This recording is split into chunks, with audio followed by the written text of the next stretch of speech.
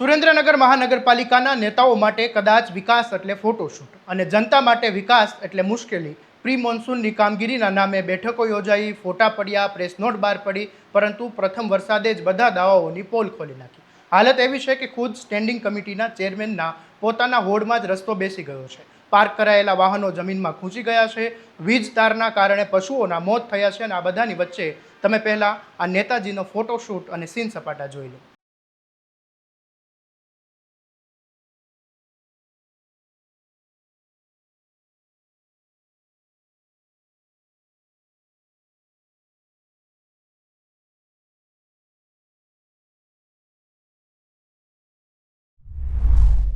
નમસ્કાર, હું છું આસિફ કાદરી અને સ્વમાન સાથે તમારું સ્વાગત છે. એક તરફ મહાનગરપાલિકાના નેતાઓ કેમેરાની સામે પ્રી મોન્સૂન કામગીરીના દાવા કરી રહ્યા છે, તો બીજી તરફ જમીન પર વાસ્તવિક સ્થિતિ કંઈક અલગ જ હતી. પીવાના પાણીની પાઇપલાઇન નાખ્યા બાદ રસ્તાનું યોગ્ય રીતે કામ કરવામાં ન આવ્યું હતું અને માત્ર ઉપરથી જ માટી અને મેટલ નાખીને કામ પૂર્ણ બતાવી દેવામાં આવ્યું. પ્રથમ વરસાદ પડતા જ આખો રોડ બેસી ગયો અને પરિણામે ત્યાં પાર્ક કરેલા અનેક વાહનો સીધા જ જમીનમાં ખૂંચી ગયા હતા. લોકોના વાહનોમાં નુકસાન થયું હતું, પરંતુ જવાબદાર કોણ? તેનો જવાબ કોઈ પાસે નથી. સ્થાનિક લોકો આરોપ કરી રહ્યા છે કે જો કામની ગુણવત્તાપૂર્વક થયું હોત તો આજે આ પરિસ્થિતિ ન સર્જાત. કરોડોના વિકાસના દાવાની વચ્ચે આ દ્રશ્યો હવે સોશિયલ મીડિયામાં ચર્ચાનો વિષય બન્યા છે.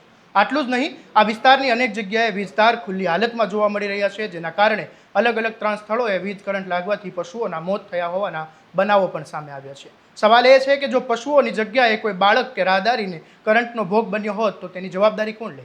સ્થાનિક લોકોનું કહેવું છે કે ચૂંટણી આવે ત્યારે નેતાઓ ઘર સુધી પહોંચી જાય છે, વિકાસના કામો વખતે ફોટોશૂટ પણ કરી નાખે છે, પરંતુ જ્યારે લોકો મુશ્કેલીમાં હોય ત્યારે ફોન પણ ઉપાડતા નથી. સ્ટેન્ડિંગ કમિટીના ચેરમેનને અનેક વખત રજૂઆત કરવા છતાં કોઈ યોગ્ય પ્રતિસાદ મળતો નથી. એવો પણ લોકોનો આરોપ છે કે સૌથી મોટો સવાલ એ છે કે જો સ્ટેન્ડિંગ કમિટીના ચેરમેનના પોતાના જ વોર્ડમાં આ હાલત હોય તો શહેરના બીજા વિસ્તારોની સ્થિતિ શું હશે?